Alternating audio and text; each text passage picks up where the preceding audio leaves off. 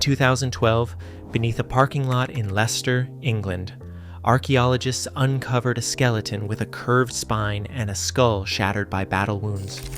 DNA testing confirmed what seemed impossible. They had found Richard III 527 years after his death. Here's what his bones revealed about the legends. The first trench cut through layers of tarmac, gravel, and centuries-old soil, each scoop a gamble beneath the busy Leicester car park. Philippa Langley, undeterred by years of skepticism and her own chronic illness, watched as the excavation team from the University of Leicester worked methodically. She had insisted on this exact spot, guided by old maps and a conviction that bordered on obsession. The painted white letter R, meant for reserved, seemed almost too perfect, sitting directly above her chosen starting point. By 3 o'clock that afternoon, just 6 hours into the dig, and on the 527th anniversary of Richard III's burial, a leg bone surfaced at the trench's edge. The right tibia, unmistakably human, lay precisely where the Friary's choir should have been.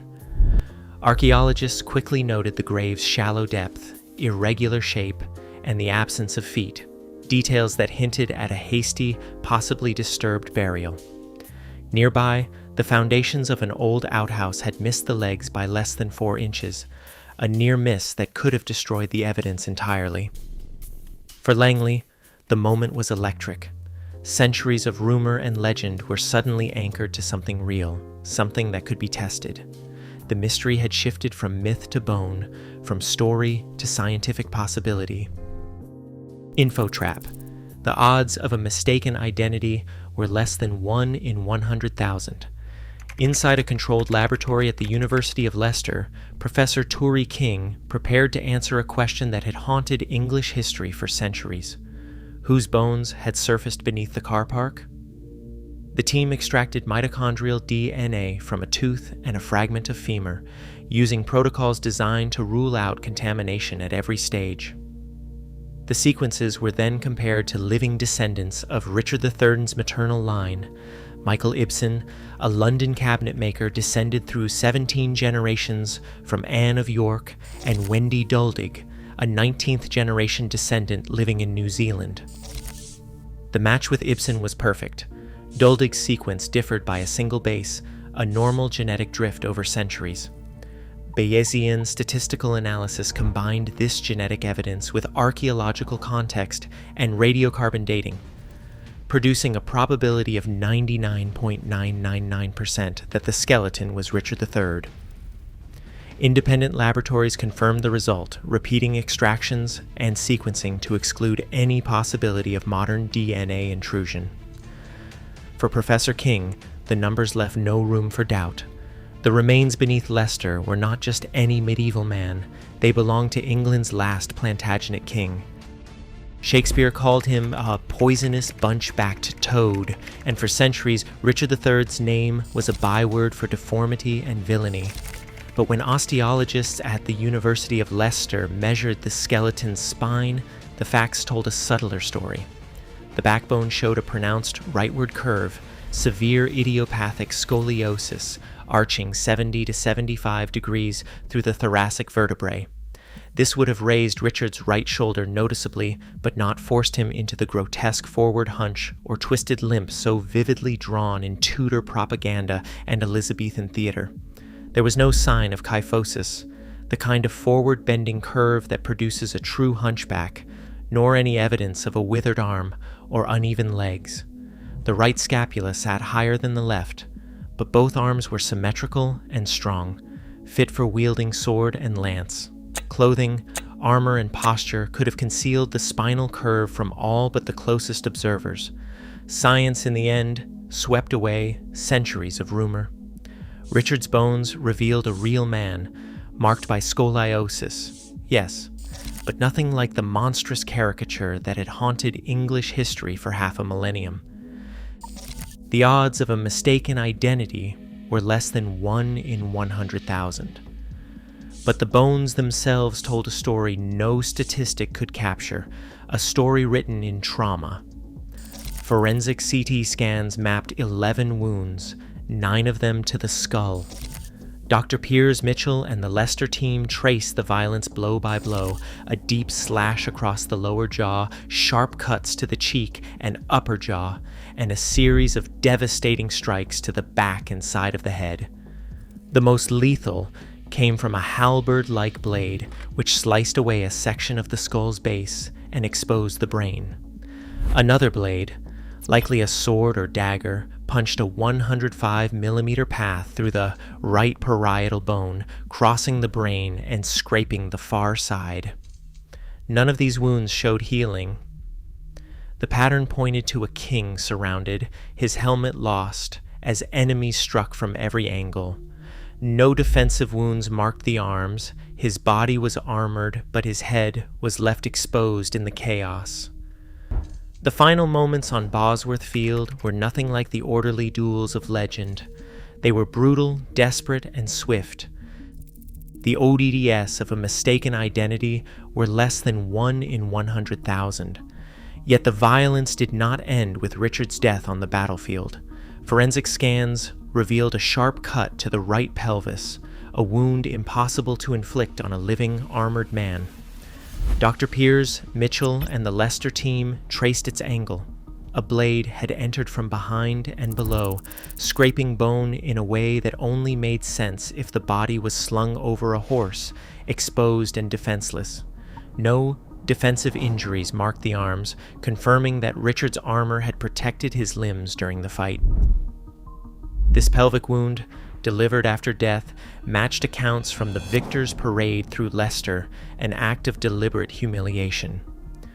Medieval chroniclers described Richard's naked corpse displayed to the jeering crowd, a final blow to dignity that outlasted death itself. Toolmark analysis identified the cut as the work of an edged weapon, likely a sword or knife wielded not in battle, but in scorn. The skeleton's last injury closed the story of violence with a grim reminder. Even a king's body, once stripped of power, could be used to send a message. The odds of a missed identity were less than 1 in 100,000.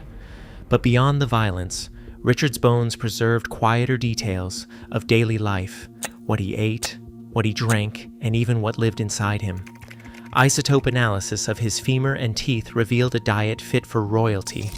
Elevated nitrogen and carbon levels pointed to frequent meals of freshwater fish and exotic birds, heron and crane, foods reserved for the highest tables. In the last 2 years of his life, the chemical traces in his bones showed a marked rise in wine consumption, a luxury that set him apart from most of his subjects. Yet, even a king could not escape the hazards of medieval kitchens. When Dr. Piers Mitchell sifted soil from the skeleton's pelvis, he found about 100 roundworm eggs, evidence that Richard carried intestinal parasites, likely picked up from food prepared by unwashed hands. The absence of tapeworm eggs suggested his meat was well cooked, but roundworm was a common burden, even among the privileged. These microscopic clues, drawn from the smallest remnants, bring Richard's world into sharper focus. They reveal a monarch who dined lavishly and suffered the same quiet indignities as his people, his body shaped by both privilege and the unseen risks of his age. Info trap. Richard III's DNA revealed a 96% probability of blue eyes and a 77% chance he was blonde as a child. Professor Caroline Wilkinson, known for her forensic reconstructions, used these genetic findings to redraw the king's face. The Hirasplex system, analyzing specific markers from the skeleton, overturned centuries of painted portraits that showed Richard with dark hair and eyes. Instead, the science suggested a young king with striking blue eyes and fair hair that likely darkened with age. Wilkinson's updated model matched the earliest surviving portrait, not the later, gloomier likenesses shaped by Tudor politics. The result was a face both familiar and strangely new, one that stood at odds with the villain painted by Shakespeare, inviting viewers to reconsider who Richard really was. Info trap. Richard III's Y chromosome did not match the living male line descendants of the Plantagenet family. When Professor Turi King's team compared the skeleton's Y-DNA with 5 men descended from the Beaufort line, the results pointed to a break in the royal bloodline, somewhere between Richard III and the 5th Duke of Beaufort, at least 16 generations apart. Statistically, such a false paternity event is not rare. Geneticists estimate a rate of 1 to 2% per generation in any family tree. But in a dynasty where legitimacy was everything, the implications ripple outward. The Nature Communications study from 2014 brought a new kind of intrigue. The certainty of the DNA match on Richard's maternal line stood at 99.999%. But the paternal trail had fractured. The science didn't name a culprit or rewrite the monarchy, but it left a shadow of doubt that has haunted royal history ever since. Philippa Langley's determination did not just bring a king to light, it changed the story England tells about itself. Her campaign began with a £17,367 crowdfunding effort, a sum raised not by institutions, but by ordinary supporters who believed the truth was still out there. When the time came to lay Richard III to rest, the ceremony on March 26, 2015, drew thousands to Leicester Cathedral and reached millions more around the world. The reburial, attended by figures from royalty to descendants and led by a procession through the city, offered a moment of national reflection. Langley herself was awarded an MB in 2015, recognition for a quest that started with intuition and ended with a king's return to dignity. The site, once a forgotten parking lot, became the King Richard III Visitor Center, welcoming over 100,000 visitors each year, proof that the search for truth can reshape even the oldest legends.